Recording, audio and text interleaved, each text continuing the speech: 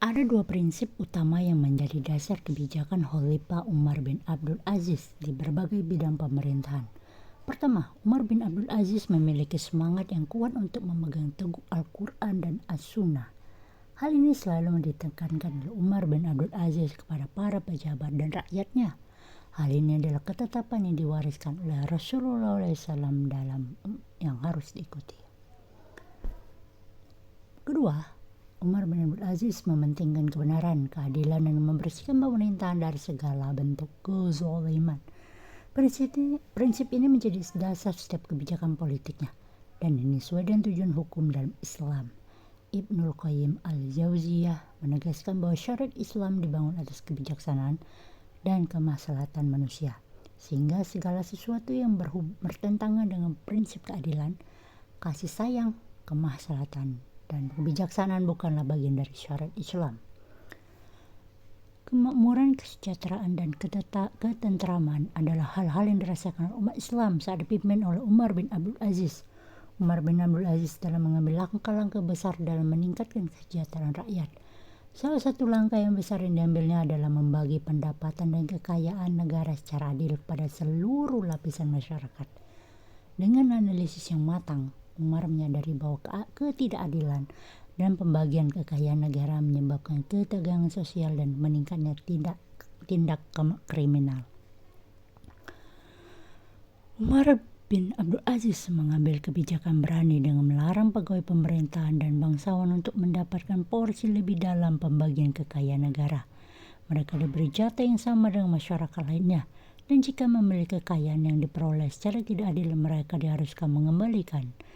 Dan selain itu, Umar memberikan nafkah lebih kepada kelompok masyarakat miskin melalui zakat dan dana dari Baitul Mal untuk meningkatkan kesejahteraan ekonomi masyarakat. Umar memastikan adanya kondisi sosial yang aman dengan menghilangkan kecemburuan sosial. Beliau menghapus pajak yang tidak sesuai dengan syariat Islam dan menjalankan sistem ekonomi bebas yang terbatas oleh aturan-aturan syariah. Dengan kondisi sosial yang aman dan sistem ekonomi yang baik, banyak orang berinvestasi dalam bisnis dan perdagangan. Khalifah Umar bin Abdul Aziz tidak mau menentukan harga barang-barang di pasaran. Ia tidak ingin membebani ahli zimah di luar kekuatan mereka, sehingga mereka tak punya jalan lain kecuali harus menjual apa-apa mereka miliki.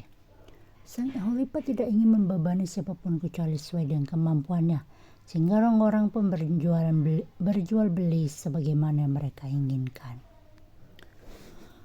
Khalifah bin Abdul Aziz, Umar bin Abdul Aziz juga mencanangkan program bantuan kepada orang-orang miskin.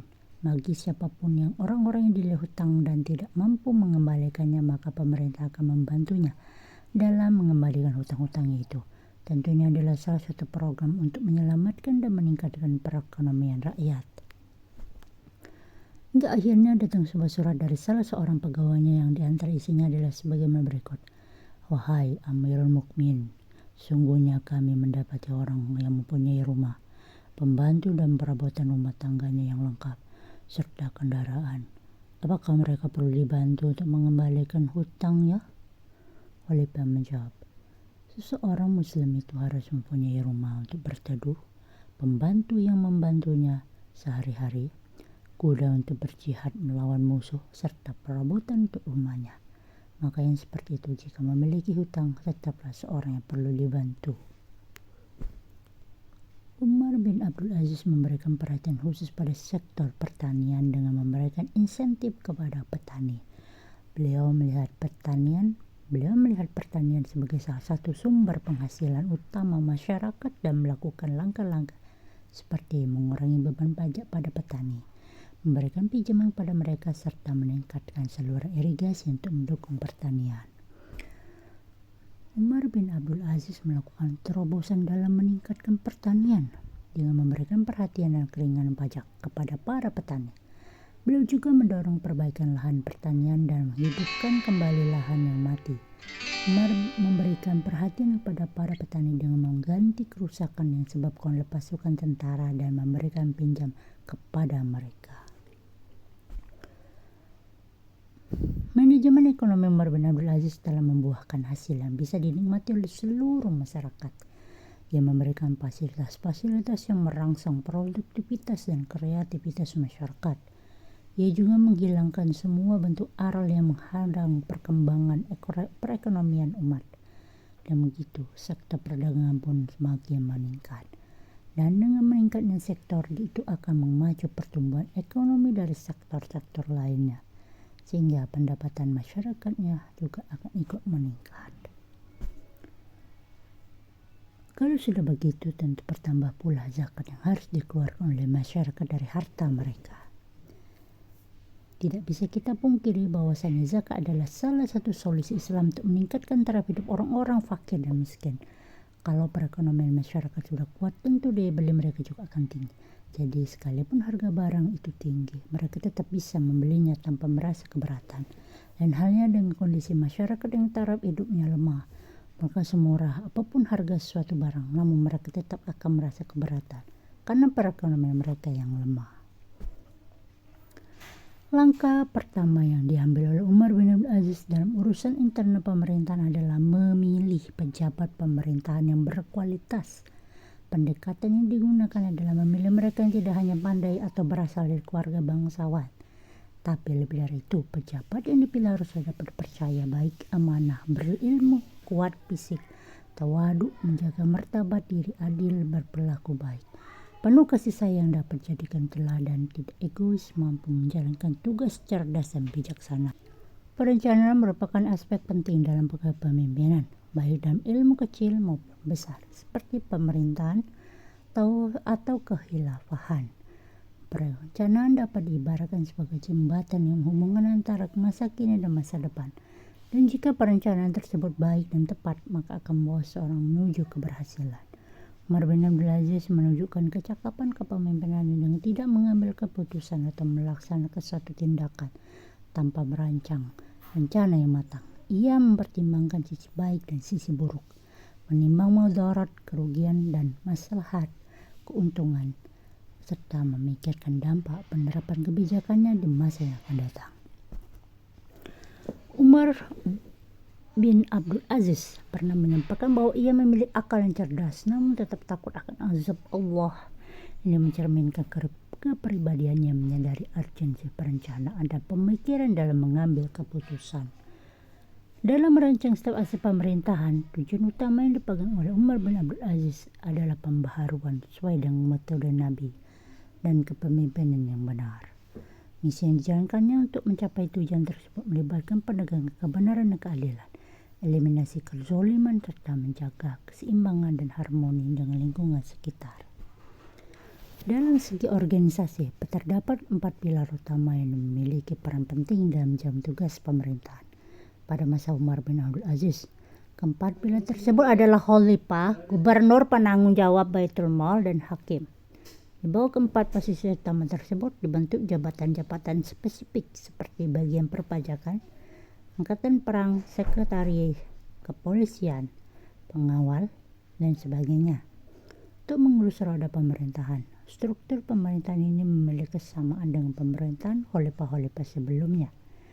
Tapi yang membedakan adalah kualitas kerja setiap bagian yang terarah dan terkontrol sesuai dengan aturan-aturan dalam syariat Islam.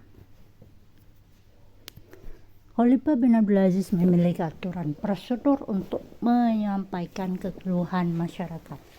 Setiap individu yang merasa diperlakukan tidak adil oleh pegawai pemerintahan atau masyarakat sipil, atau merasa hak mereka belum diberikan setelah menunaikan kewajiban, dapat mengadukan keluhannya kepada khalifah. Khalifah membuka pintu istana secara luas untuk mendengar dan menindaklanjuti pengaduan tersebut. Umar bin Abdul Aziz berusaha mengambilkan segala urusan sesuai ditetapkan pada masa Rasulullah dan Khulafaur Rasyidin. Dia mengacu pada wasiat Rasulullah pada umat untuk mengikuti sunnahnya dan sunnah Khulafaur Rasyidin. Umar bin Abdul Aziz meyakini bahwa mengamalkan sunnah Rasulullah memiliki kemuliaan dan kekuatan. Upaya terlihat dalam permintaan agar kebunnya di Khaybar dikembalikan dan diurus seperti pada masa Rasulullah. Upaya terlihat dalam permintaan agar kebunnya di Khaybar dikembalikan dan diurus seperti pada masa Rasulullah. Selain itu, Umar bin Abdul Aziz mengembalikan tanah di Fadak dan menekankan peran khalifah sebagai pemimpin dan pembimbing umat, bukan pengusaha dan kemewahan. Dengan pemahaman ini, Umar bin Abdul Aziz membedakan antara khalifah dan raja, menolak penghormatan berlebihan dan menekankan bahwa posisi seorang khalifah adalah di tengah-tengah rakyat. Ia mencontohkan sikapnya dengan menegur seorang polisi yang berjalan menunduk depannya, mengingatkan bahwa mereka hanya seorang muslim dan umat Islam. Tindakan ini mencerminkan usahanya dalam mengembalikan administrasi negara seperti masa Rasulullah dan Khalifah Rasyidah. Dunia pemerintahan dapat diibarat sebagai wilayah yang menguntungkan secara finansial. Banyak godaan yang menghiasi di dalamnya. Bila seorang memasuk wilayah ini tanpa niat tulus untuk melayani umat, maka mudah terjerumus dalam tindakan pengkhianatan terhadap umat. Tindakan ini mencakup korupsi, kolusi, nepotisme, penggelapan uang negara, pembagian kekayaan negara, penindasan rakyat, dan tindakan kezaliman serta pengkhianatan terhadap amanah rakyat. Jika penyelewengan ini menjadi tradisi dalam pemerintahan, setidaknya ada dua kerusakan fatal dalam sebuah negara. Pertama, kehilangan keberkahan dalam pemerintahan. Kezaliman dalam pemerintahan tidak mungkin mendatangkan keberkahan. Kedua, kerusakan dalam sistem pemerintahan karena penyalahgunaan kekayaan negara. Oleh karena itu, Khalifah Umar bin Abdul Aziz berupaya untuk menutup celah yang dapat menyebabkan pegawainya mengkhianati amanah rakyat. Beberapa tindakan diambil untuk menjaga penyelewengan. Pertama, memberi gaji yang cukup. Umar bin Abdul Aziz memberikan gaji yang memadai pada para pegawai pemerintahan dan harapan bahwa kebutuhan mereka dapat terpenuhi tanpa melakukan penyelewengan terhadap rakyat. Kedua, membiasakan transparansi politik. Umar berusaha menciptakan pemerintahan yang transparan, di mana kebenaran dilaporkan tanpa dipoles, kebohongan dan pendustaan dalam pelaporan pemerintah dihindari. Ketiga, menolak segala bentuk suap. Umar menekankan penolakan terhadap suap karena hal ini dapat merusak integritas pemerintahan dan menciptakan ketidakadilan. Kelima, membuat skala prioritas pengeluaran. Umar menetapkan prioritas dalam pengeluaran belanja negara, menghindari pemborosan dan memastikan dana negara digunakan sesuai kebutuhan yang penting. 5. Melarang para pejabat pemerintah untuk melakukan bisnis. Umar melarang pejabat pemerintah melakukan bisnis untuk mencegah konflik kepentingan dan penyelewengan. 6. Menjalin hubungan yang baik antara rakyat dengan pemerintahan daerah. Umar membuka pintu bagi rakyat untuk mengadukan permasalahan mereka dan menciptakan hubungan yang baik antara pemerintah pusat dan daerah. 7. Menindak penyelewengan para pejabat yang dipilih oleh khalifah sebelumnya.